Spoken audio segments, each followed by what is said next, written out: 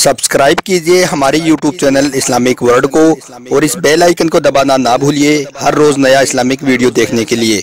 शुक्रिया। दोस्तों, खाने काबा में तेज तूफानी बारिश ने एक बार फिर से तबाही मचा दी। तेज हवाओं ने ज़ायरीन की सूझबूझ गुम कर दी, लेकिन इस बार इस बेमौसम बारिश के पीछे एक बहुत बड़ी वजह निकलकर सामने आई है। जानकर आपके भी होश उड़ जाएंगे, आप भी हैरान और परेशान रह जाओगे। इसलिए आज का यह वीडियो आप सभी के लिए बहुत खास है, आप इसको आखिर तक जरूर देखें और आपको अच्छा लगे तो दिल से एक लाइक करके इसे शेयर भी कर दें ताकि और भी लोगों के पास में यह वीडियो पहुंच जाए। तो चलिए दोस्तों, शुरू करते हैं।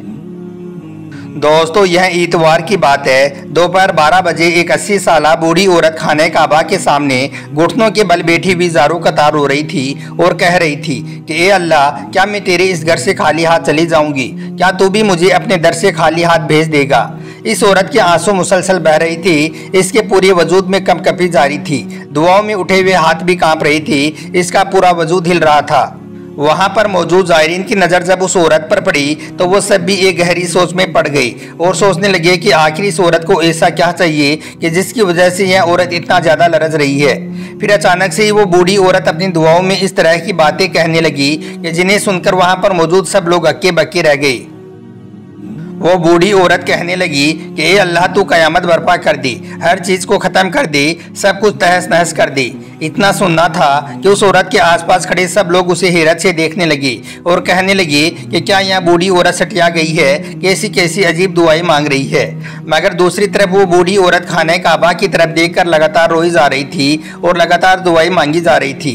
वो कह रही थी कि ए अल्लाह, आज मैं तब तक यहाँ से वापस नहीं जाऊँगी जब तक कि कयामत ना आ जाएगी, तब तक मैं यहाँ पर बैठी ऐसे ही दुआ करती रहूंगी। वहाँ पर मौजूद ख्वातीन उस बूढ़ी औरत की इन बातों को ध्यान से सुन रही थी। वो इन अजीब बातों को सुनकर उस औरत की अकल पर सूबा करने लगी और कहने लगी कि शायद यह औरत बहुत ज़्यादा बूढ़ी हो चुकी है, इसलिए अब इसकी अकल ने काम करना बंद कर दिया है।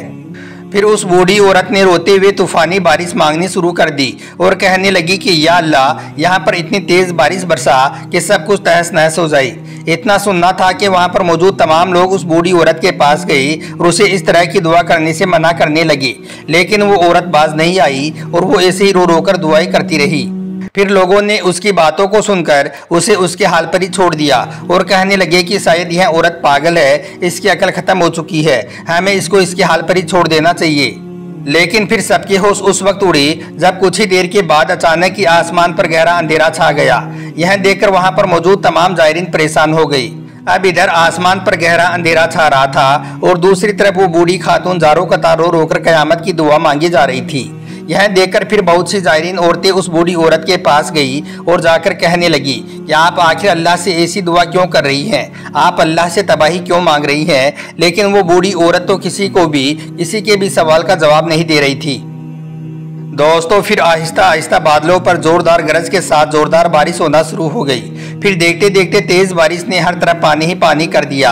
अब तेज बारिश के साथ साथ तूफानी हवाओं का सिलसिला भी शुरू हो गया था। लेकिन दूसरी तरफ वो बूढ़ी औरत अभी भी खाने काबा के सामने बैठी और रो रोकर अल्लाह से दुआएं किए जा रही थी। यह मंजर देखकर फिर वहां पर मौजूद ख्वातीन और मर्द उस बूढ़ी औरत के पास जाकर कहने लगे कि यह कौन सी दुआ है जो आप अल्लाह से मांग रही हैं। देखिए, अगर आपके साथ में कोई मसला हुआ है तो आप हमें बताएं, लेकिन खुदारा अल्लाह से ऐसी दुआएं मांगने से तौबा करें। यह बात सुनकर फिर उस बूढ़ी औरत ने कहा कि जब मुझ पर कयामत टूटी थी तो उस वक्त मेरी मदद करने के लिए कोई भी नहीं आया था। मैं भी उस वक्त रो रोकर सबसे यही कह रही थी कि खुदारा मेरी बात को सुन लो, लेकिन उस वक्त किसी ने भी मेरी पुकार को नहीं सुना था। इसलिए अब मैं अपने रब से कयामत मांग रही हूँ, क्योंकि यह दुनिया इस काबिल नहीं है कि यह किसी के साथ भलाई कर सके। मैंने दुनिया को देखा है, यहाँ पर मेरी कोई भी सुनवाई नहीं हो रही है। अच्छा है कि मैं यहाँ पर तूफान आ जाए, यहाँ पर सैलाब आ जाए और सब कुछ बर्बाद हो जाए, जैसा कि मेरा सब कुछ बर्बाद हो गया है।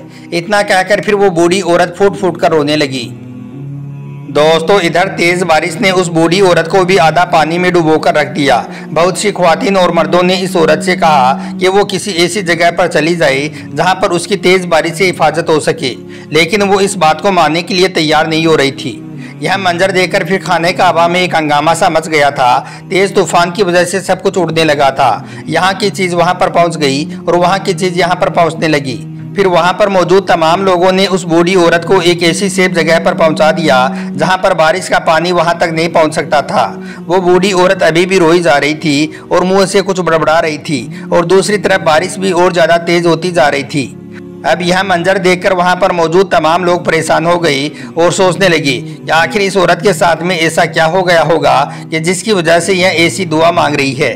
इसलिए फिर सब लोग बार बार उस औरत से इसके बारे में पूछने लगे। पहले तो उस बूढ़ी औरत ने कुछ भी नहीं बताया, लेकिन फिर जब लोग बार बार पूछने लगे तो वो कहने लगी कि वो अपने एक पोते के साथ यहाँ पर उम्रा करने के लिए आई थी। उसका वो पोता ही उसके जीने का अकेला सहारा था, क्योंकि उसके शोहर का जवानी में ही इंतकाल हो गया है। इसके बाद उसने अपनी सारी जवानी अपने इकलौते बेटे पर वार दी थी। लेकिन फिर बेटे की शादी के बाद जैसे ही मेरा यह पोता पैदा हुआ तो फिर चंद महीनों के बाद एक हादसे में मेरा बेटा और मेरे बहू दोनों का इंतकाल हो गया। इसके बाद मैंने अपने इस पोते को पालना शुरू कर दिया। फिर मेरा पोता जब 22 साल का हुआ तो वो मुझे अपने साथ यहाँ पर उम्रा के लिए ले आया। मेरे पोते ने हमेशा अपनी दादी की फरमाबरदारी की। बामुश्किल से उसने एक एक पैसा जमा किया और फिर अपनी दादी की आखिरी ख्वाहिश पूरी करने के लिए यहाँ खाना काबा में उम्रा कराने के लिए ले आया। उम्रा की अदायगी के दौरान हम दोनों दादी पोता तवाफ़े काबा में मशगूल थे कि मैंने अपने पोते से कहा कि बेटा मैं हजरे अस्वद का बोसा लेना चाहती हूँ, लेकिन उस वक्त रस बहुत ज़्यादा था। इसलिए मेरा पोता मुझे बड़ी एहतियात के साथ हजरे अस्वद के पास ले जाने लगा कि तभी वहाँ पर एक शख्स सबको धक्का देता हुआ हजरे अस्वद तक पहुँचने की कोशिश करने लगा। यह देखकर वहाँ पर मौजूद तमाम जायरीन उस शख्स से कहने लगे कि यह अदब के खिलाफ है, आप ज़रा अपनी बारी का इंतज़ार करें। लेकिन वो शख्स किसी की भी बात को नहीं सुन रहा था, बस सबको धक्का देकर आगे बढ़ने की कोशिश कर रहा था कि बस मुझे लाजमी हजरे अस्वद का बोसा लेना है। बस इसी दौरान उस शख्स ने मुझे एक जोरदार धक्का दे दिया, जिससे मैं वहीं पर जमीन पर ही गिर पड़ी और मुझे चोट आ गई। यह देखकर मेरे पोते को गुस्सा आ गया। उसने उस शख्स का गिरबान पकड़ लिया और कहने लगा कि आपको तमीज़ नहीं है कि आप इतने लोगों को तकलीफ देकर आगे बढ़ने की कोशिश कर रही हैं। इस बात पर फिर वो शख्स मेरे पोते को मारने लगा। इस तरह से फिर बात बहुत ज़्यादा बिगड़ गई और वहाँ पर पुलिस आ गई। फिर पुलिस वाले दोनों को पकड़कर अपने साथ में ले गई। अब वो शख्स जो धक्का दे रहा था वो कोई अरबी था और बहुत ही पावर वाला और पैसे वाला था। फिर उसने अपना पावर इस्तेमाल करते हुए मेरे पोते पर झूठा इल्ज़ाम लगा दिया कि इसी ने मुझे धक्का दिया था और इसी ने यह सारा फसाद खड़ा किया है। अब हम गरीब लोग थे, इसलिए हमारी यहाँ पर कोई भी सुनवाई नहीं हुई और मेरे पोते को जेल में डाल दिया गया। इस बीच मैंने यहाँ पर सबके सामने मिन्नत समाजत भी की कि मेरे पोते का यहाँ पर कोई भी कसूर नहीं है, लेकिन मुझे वहाँ से धक्का देकर बाहर निकाल दिया गया और फिर उस अरबी शख्स के कहने पर मेरे पोते के साथ जेल में बहुत मारपीट की गई। अब मेरा पोता एक 20 साल का कमज़ोर सा नौजवान था, वो इस मारपीट को सहन नहीं कर सका और उसने जेल में ही दम तोड़ दिया। बूढ़ी औरत ने जैसे ही अपने पोते को मुर्दा हालत में देखा तो वो फूट फूट कर रोने लगी और कहने लगी कि तुम लोगों ने ज्यादती की है। खुदा के घर आकर भी क्या मेरे साथ में इतना बड़ा जुल्म हो सकता है। मेरी इन बातों को सुनकर वो पुलिस वाले कहने लगे कि जाओ बीबी, जाकर खुदा से इंसाफ मांगो और यहाँ से निकल जाओ। इसके बाद मैं यहाँ पर खाने काबा के सामने आ गई और जारो कतार रोने लगी और रो रोकर अल्लाह से क़यामत की दुआ मांगने लगी और कहने लगी कि या अल्लाह, जैसी क़यामत हम पर टूटी है वैसी ही क़यामत सब पर नाजिल फरमा। या अल्लाह, ये वही तेरा मुकद्दस घर है जहाँ पर चोरी के बदले हाथ काट दिए जाते थे और आज तेरी उसी घर में नाइंसाफ़ी हो रही है और कोई सुनवाई भी नहीं हो रही है। बस फिर एक बूढ़ी माँ की पुकार पर आसमान वाले ने भी अपना गुस्सा दिखा दिया और तेज़ और तूफ़ानी बारिश शुरू होने लगी। दोस्तों, इसके बाद यह सारा मामला मोहम्मद बिन सलमान तक पहुंचाया गया और फिर उस अरबी शख्स को सज़ा भी दिलवाई गई। लेकिन अब वो बूढ़ी औरत तो बेसहारा हो चुकी थी, इसलिए फिर वहीं पर मौजूद एक मियाँ बीबी ने उस बूढ़ी औरत को संभालने की जिम्मेदारी कबूल की। वो भी सऊदी अरब के ही रहने वाली थी। तो याद रखिए, हर जगह पर अच्छे और बुरे दोनों तरह के लोग मौजूद होते हैं। लेकिन इस वक्त यह बात भी काफ़ी हद तक सही है कि सऊदी अरब में आज इंसाफ उस तरह से नहीं हो रहा है जैसा पहले होता था। दोस्तों, अल्लाह के प्यारे नबी के दौर की बात है। उस दौर में बनु मखसूम की एक औरत थी जो लोगों का सामान बहाना बनाकर ले लेती थी और फिर वापस देने से इनकार कर दिया करती थी। एक बार उसने किसी से जेवर ले लिए और फिर वापस देने से इनकार करने लगी। फिर जब यह मामला अल्लाह के प्यारे नबी की बारगाह में पहुंचा तो आपने उस औरत के हाथ काटने का हुक्म दे दिया। अब वो औरत बहुत ऊंचे घराने की थी, उसका ताल्लुक कुरैश के मोजिन घराने से था। इस वजह से फिर कुरैश के लोग उस औरत के बचाव के लिए अल्लाह के प्यारे नबी की बारगाह में पहुंचे और इस सिलसिले में गुफ्तगू करने लगे।